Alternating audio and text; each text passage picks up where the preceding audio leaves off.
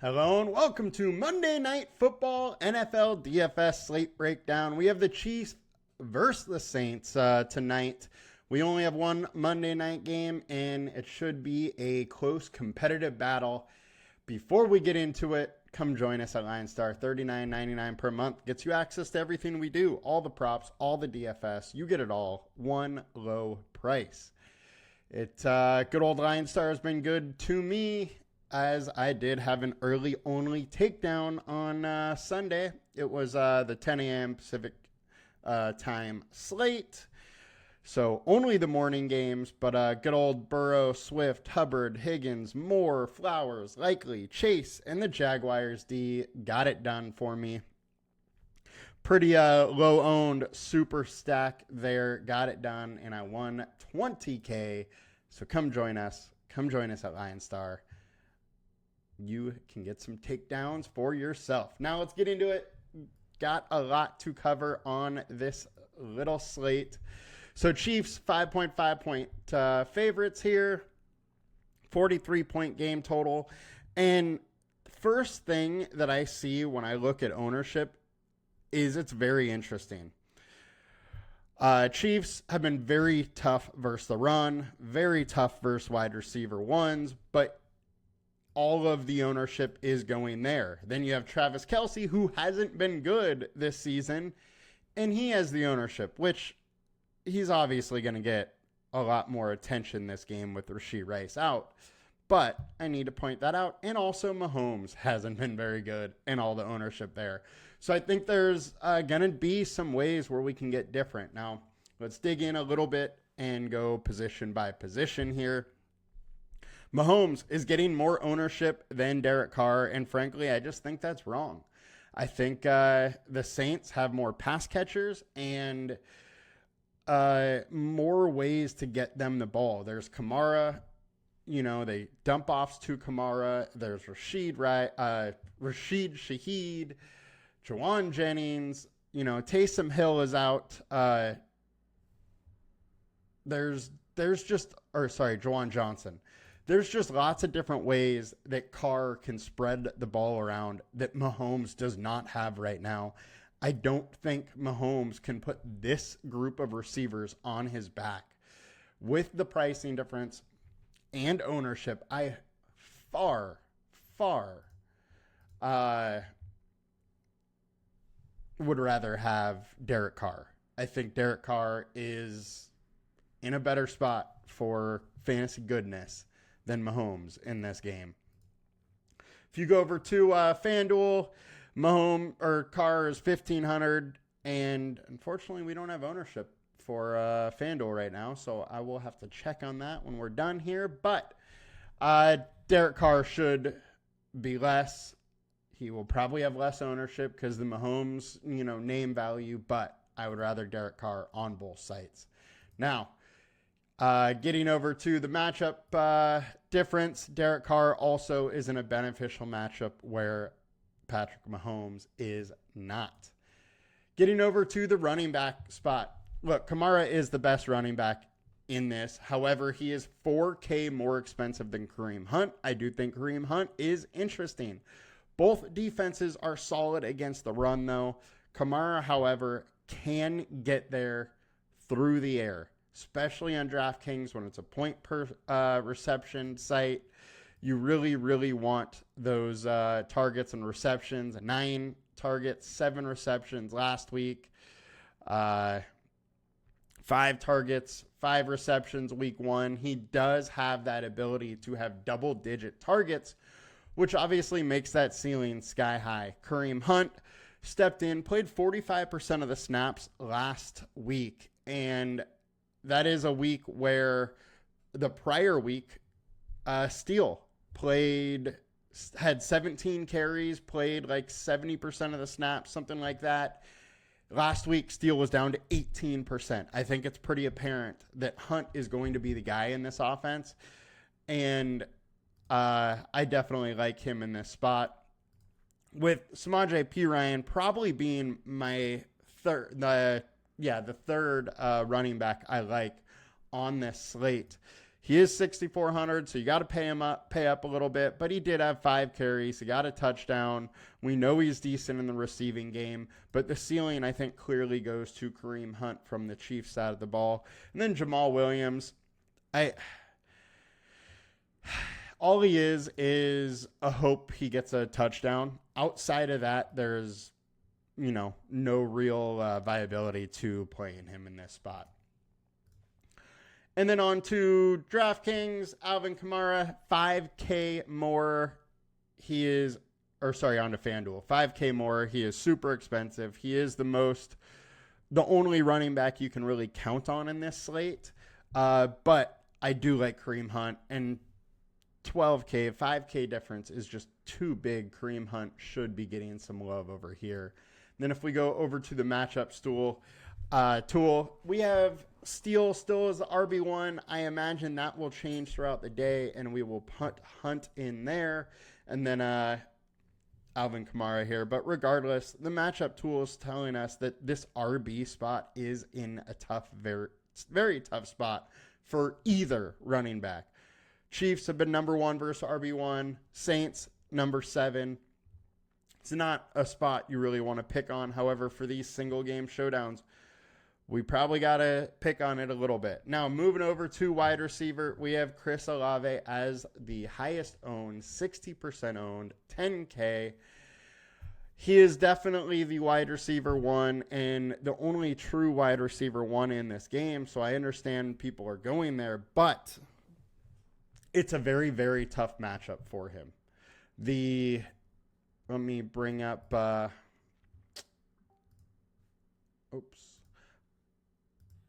the wide receiver 1s versus the Chiefs. Zay Flowers, 6 for 37.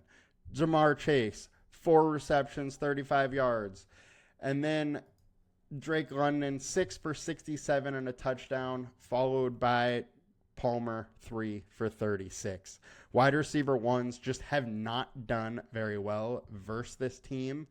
I think Olave could be in for a tough matchup in this game. Then we have Xavier Worthy, $1K cheaper than Olave. I absolutely love this spot. It's not easy. The Saints aren't easy to pass on, but I think Andy Reid will scheme him open and scheme him a few targets, which can play big dividends. He really doesn't need many touches to get it going. 4 targets, 3 reception for 73 yards and a touchdown last week. Week 1, 3 targets, 2 touchdowns. He had a carry in there also.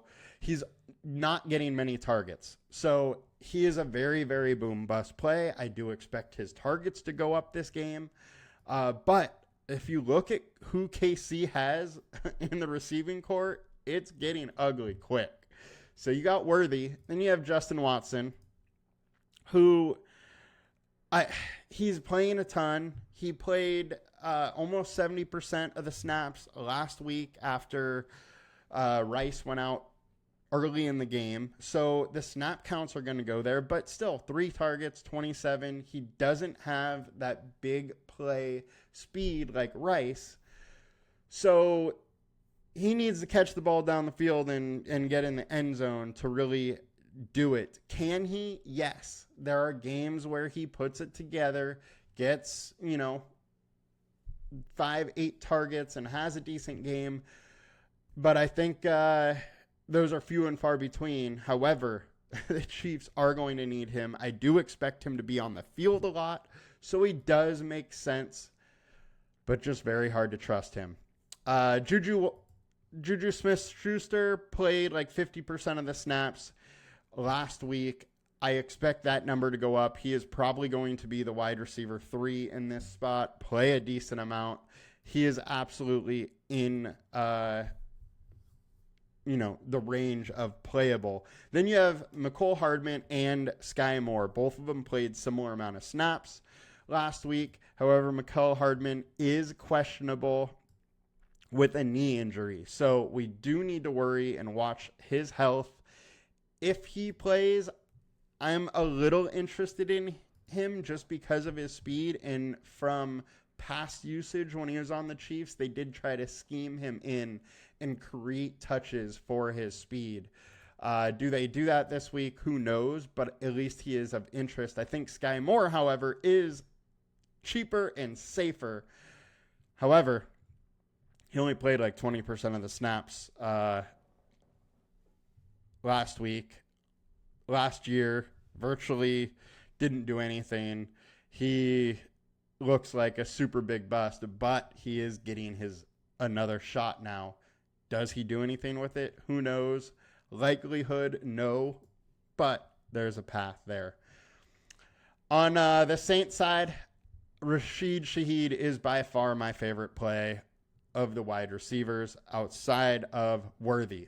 However, I think Shaheed has a higher floor, has a higher median expectation. And the ceiling is just as high as Worthy because Shaheed does have that game-breaking ability, that deep ball threat, where Carr is a good deep ball thrower.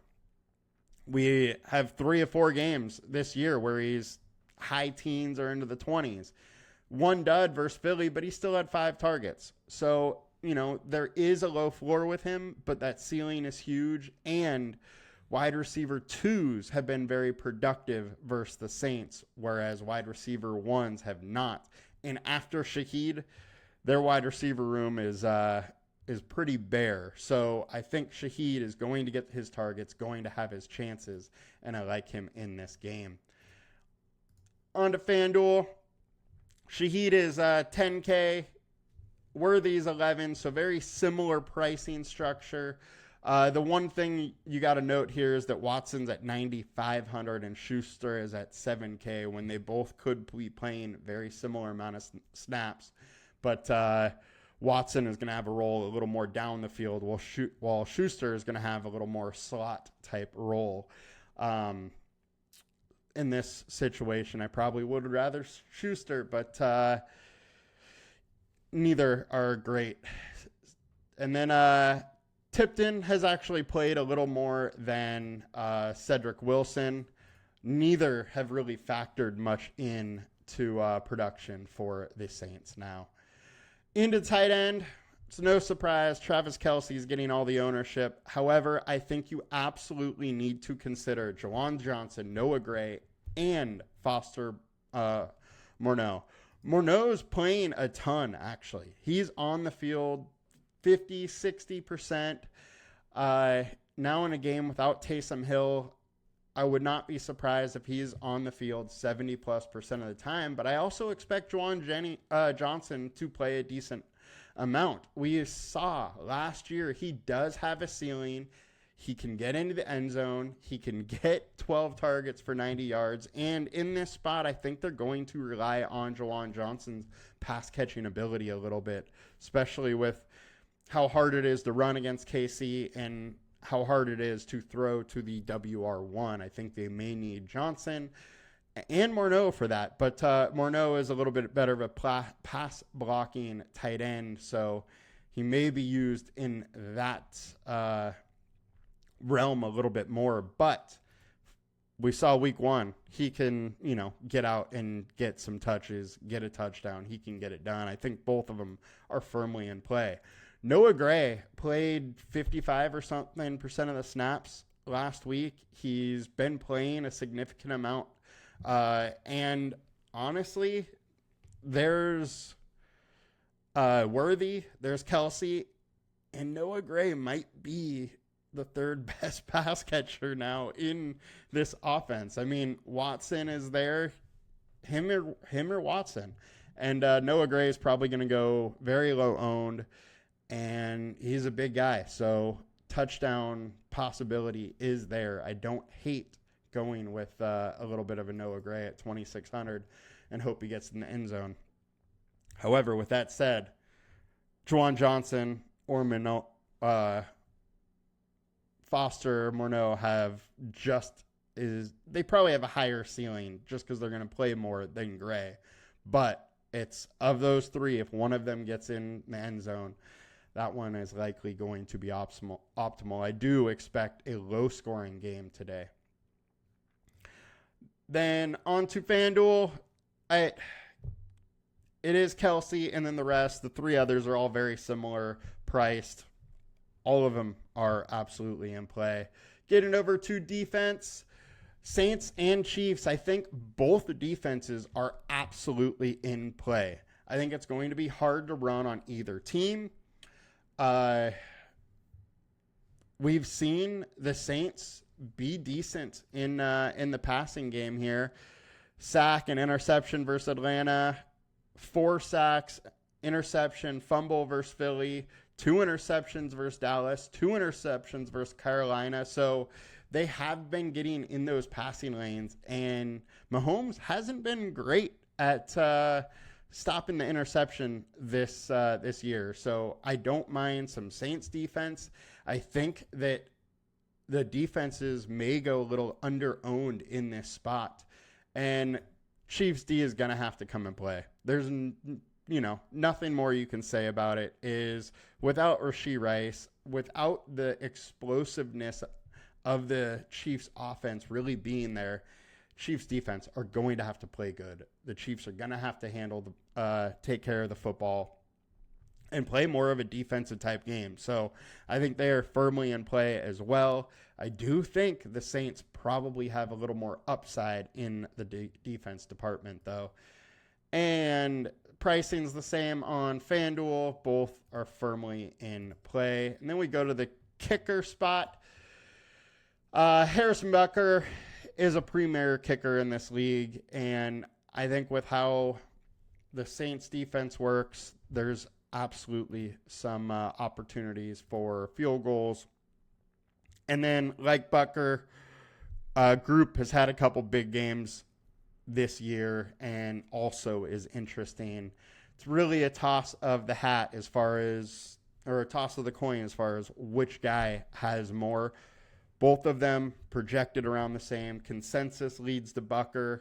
Our projections lead to, either one. It's a total toss-up. So that'll do it for us today, guys. Have a good one. Good luck. And let's make some money. I'll see you guys later this week. Peace.